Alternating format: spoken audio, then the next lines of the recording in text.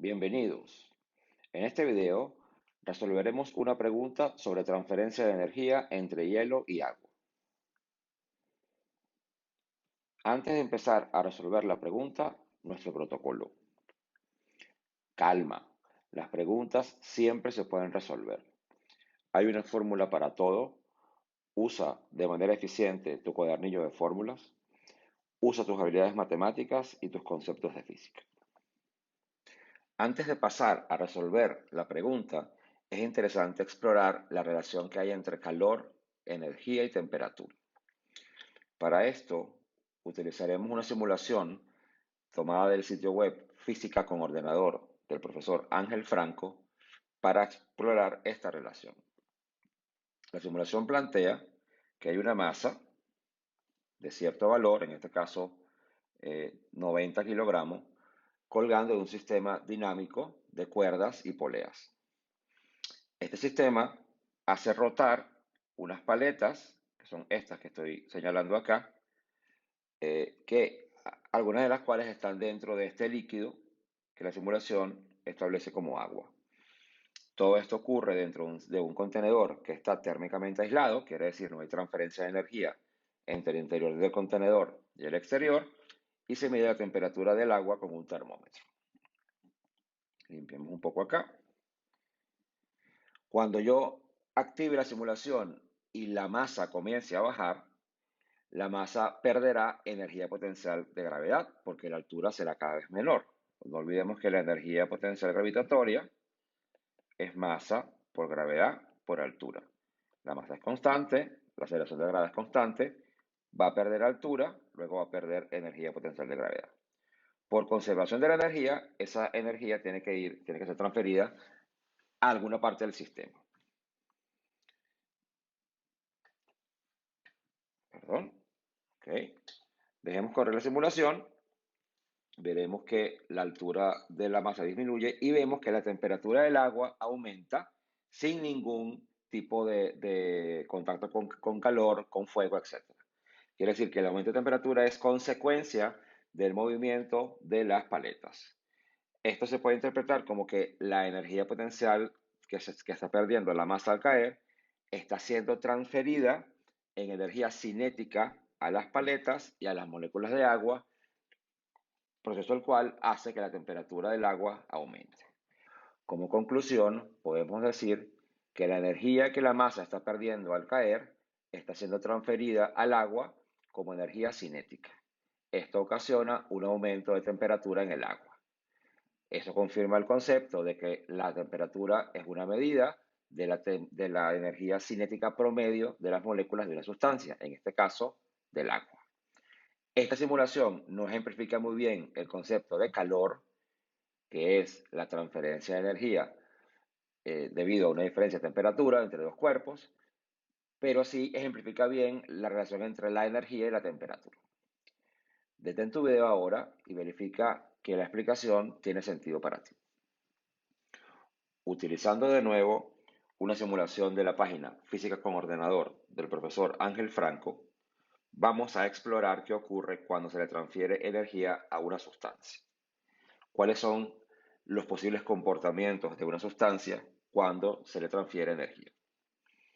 Para esto utilizaremos esta simulación que plantea que hay una masa de agua contenida dentro de un contenedor aislado térmicamente y que tiene en su mecanismo una resistencia de calentamiento. Esta resistencia puede transferir una potencia de 500 vatios. La temperatura inicial del agua se ha establecido en 20 grados centígrados y la masa de agua se ha establecido en 200 gramos.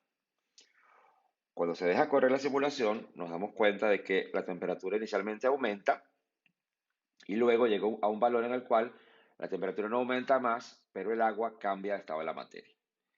Si le tomamos una foto a esta simulación y la analizamos un poco más en detalle, nos damos cuenta que en la sección azul el agua está aumentando de temperatura. Quiere decir, la energía transferida del agua está trabajando para que la temperatura aumente. Ese comportamiento se puede modelar con la ecuación Q igual mc delta T, donde Q es energía transferida, M es masa, C es el calor específico del agua, que es una constante, y T es la diferencia de temperatura. Durante el proceso en el cual la energía transferida trabaja para que la temperatura aumente, el comportamiento temperatura-energía será lineal y la relación energía-temperatura se rige por la ecuación azul que tenemos allí. Una vez que la temperatura alcanza cierto valor, en este caso 100 grados centígrados, que es la temperatura del agua, de ebullición del agua, la energía transferida ya no trabaja para que la temperatura aumente, sino que trabaja para romper los enlaces entre las moléculas y hacer que el estado de la materia cambie, en este caso de líquido a gas. Durante ese proceso, la ecuación que rige las variables, que conecta las variables, es Q igual M por L, donde Q vuelve a ser energía, M es la masa que está cambiando de estado de la materia y L es una constante nueva llamada calor latente, de los cuales hay uno para cada cambio de estado, para el cambio de estado de sólido a líquido y el cambio de estado de líquido a gas. Utilizaremos los conceptos de esta parte del video y de la parte anterior para resolver una pregunta sobre la transferencia de energía entre hielo y agua. Detén tu video ahora y verifica que la explicación tiene sentido para ti. Continuamos. Detén tu video ahora y lee la situación planteada, los datos proporcionados y sus unidades y la pregunta 1.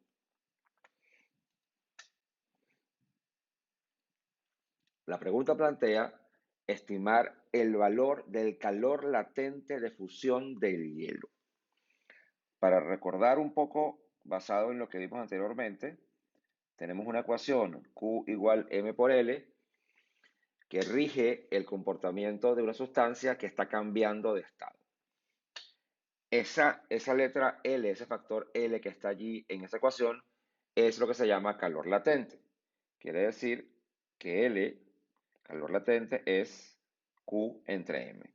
Es la cantidad de energía por cada unidad de masa que se requiere para que una sustancia cambie de estado. En este caso, ya que están hablando del calor latente de fusión del hielo, esa L se puede entender como la cantidad de energía requerida por cada unidad de masa de hielo para que el hielo se convierta en agua en un proceso de intercambio de energía. Requeriremos un poco más de espacio para desarrollar nuestro argumento matemático, por eso cambiaremos de diapositiva. Comenzaremos por el concepto fundamental de esta pregunta, que es la conservación de la energía. Esta pregunta es fundamentalmente sobre conservación de la energía. Para hacer un poco más fácil llevar el hilo del procedimiento matemático que vamos a desarrollar a continuación, todo lo que escribamos en color azul y tenga la letra H estará relacionada con los parámetros o las variables del hielo, y lo que se escriba en color verde y tenga el subíndice A será relacionado con el comportamiento del agua en el contenedor. Se deja caer un cubo de hielo en un contenedor con agua y lo que está a la izquierda de la ecuación son las transferencias de energía que ocurren en el hielo cuando cae en el agua. Hay un intervalo de tiempo en el cual el hielo está aumentando de temperatura sin cambiar de estado. Ese intervalo de tiempo se modela con esta ecuación y hay un intervalo de tiempo en el cual el hielo comienza a cambiar de estado sin cambiar de temperatura. Entonces, se modela con esta ecuación. Esa es la energía transferida del hielo hacia el agua, tanto cuando se calienta como cuando se derrite. Esa energía tiene que ser equivalente a la energía que el agua en el contenedor adquiere. La tenemos aquí. ¿Ok? Bien. Entonces es la energía que el hielo le transfiere el agua del contenedor, en azul a la izquierda, y la energía que el agua en el contenedor adquiere en verde a la derecha. Es interesante resaltar, antes de seguir adelante, que este valor de C en rojo y este valor de C en rojo son el mismo valor de C. Son el valor de C que aparece en la ecuación Q igual M por C por delta T, de donde se concluye que C es Q entre M por delta T. C se llama calor específico y es la cantidad de energía que se requiere para que una sustancia aumente de temperatura sin cambiar de estado por cada unidad de masa y de temperatura. Dado que el hielo es agua en un diferente estado de la materia, cuando el hielo aumenta de temperatura y no cambia de estado, pues también opera con la misma constante C. He escrito la C en rojo en ambos casos para enfatizar el hecho de que es el mismo valor. Bien, continuamos desarrollando nuestro procedimiento matemático. Tenemos allí la misma ecuación con un detalle más, un número -1 multiplicando al factor que modela el cambio de temperatura en el agua en el contenedor. La masa de agua en el contenedor está disminuyendo de temperatura. Quiere decir que está perdiendo energía. Ese hecho se tiene que ver reflejado de alguna manera en la ecuación. Una manera fácil de que se refleje es multiplicar ese factor por un valor -1, que es el que aparece allí. Al reemplazar los valores, o al hacer un poco de álgebra antes, nos damos cuenta de que si yo despejo la ecuación para MH por LH, la ecuación me queda así. Este símbolo menos rosa es el que viene de esta operación que explicamos antes. Limpiemos un poco. Despejamos L de allí, que es lo que estamos buscando. Nos quedaría la expresión de arriba dividido por la masa del hielo. Reemplazamos los valores, hacemos las conversiones a las que hay lugar. Por ejemplo, estos 10 a la -3 son conversiones de gramos a kilogramos. Estas restas son valores de delta T, de cambio de temperatura, siendo delta T la temperatura final menos la temperatura inicial en ambos casos. Limpiemos un poco por acá. Y 4200 es el valor de C, el calor específico del agua, que aparecía en rojo aquí arriba y que aparecía en rojo de nuevo aquí y aquí. Creo que hemos explicado toda la ecuación, las masas, los valores específicos, diferencia de temperatura, calculamos y el valor nos da 3.02 por 10 a la -5 kilogramo, pero en joule por kilogramo. Lo que coincide con la ecuación Q igual M por L, de donde L es Q entre M, joules entre kilogramo de aquí, joules entre kilogramo de aquí. Nuestras unidades coinciden, nuestras dimensiones están bien, pareciera que estamos resolviendo esto correctamente. Hay un par de detalles que queríamos enfatizar.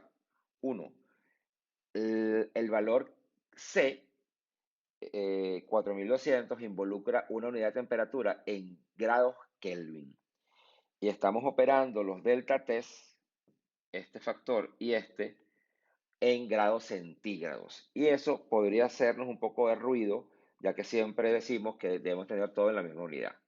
Lo que ocurre aquí es que la conversión entre grados Kelvin y grados centígrados es una conversión lineal en la cual se suma este valor, 273. Si yo hiciera la conversión de centígrados a Kelvin para colocarlo en la ecuación, lo que ocurriría es que este valor, 273, se cancelaría en ambos lados y no tendría ningún efecto en el cálculo. Para hacer las cosas un poco más sencillas, no lo hacemos, lo ponemos directamente en centígrados y Kelvin, pero la razón matemática es esa. Y otro detalle interesante es que este factor, en el cual pusimos el famoso negativo color rosa de acá, porque el agua del contenedor pierde energía, se convierte en un valor positivo porque delta T en el agua es negativo, porque la temperatura final es más pequeña que la temperatura inicial. Eso nos da un número positivo y cuando operamos, pues obtenemos el valor correcto. Detén tu video ahora y verifica que la explicación y el cálculo tienen sentido para ti. Continuamos. Detén tu video ahora y lee las preguntas 2A y 2B. Las preguntas plantean que el experimento se repite con hielo triturado y preguntan sobre el efecto, si es que tiene alguno, de este hecho en dos valores, la temperatura final de hielo y el tiempo que tarda el hielo en alcanzar su temperatura final. La temperatura final del hielo no cambiará si el hielo cambia de forma de cubos a triturado, porque la temperatura depende de la energía transferida y la energía transferida es la misma en valor, no importa cómo el hielo se presente. Entonces, la misma transferencia de energía será la misma temperatura. No variará en absoluto la temperatura, no hay ningún factor en la ecuación de temperatura, la ecuación de energía transferida y temperatura que se relacione con la manera en la cual el hielo está presentado. La pregunta 2b es un poco más elaborada para responder. Tenemos que recordar que la energía entre el hielo y el agua ocurre a través de la superficie de contacto entre el hielo y el agua. Si yo trituro el hielo, habrá más superficie de contacto entre el hielo y el agua. Habrá partículas más pequeñas, pero habrá más partículas. Entonces, habrá más área superficial en contacto entre hielo y agua. Eso va a ocasionar que se transfiera más energía por cada unidad de tiempo. Se podrá vincular aquí el concepto de potencia, pero no vamos a entrar en ese detalle en este momento. Basta con decir que hay más área superficial, luego se transfiere más cantidad de energía por cada unidad de tiempo. No se transfiere más cantidad de energía a secas, porque la cantidad de energía es una sola, es la que depende de las temperaturas y de las masas. Lo que ocurre es que se transfiere más energía por cada unidad de tiempo porque hay más contacto. Si se transfiere más cantidad de energía por cada unidad de tiempo, pero la energía inicial es la misma, pues el tiempo en alcanzar la temperatura final será menor. Espero que el video haya sido de utilidad y nos vemos en un siguiente video.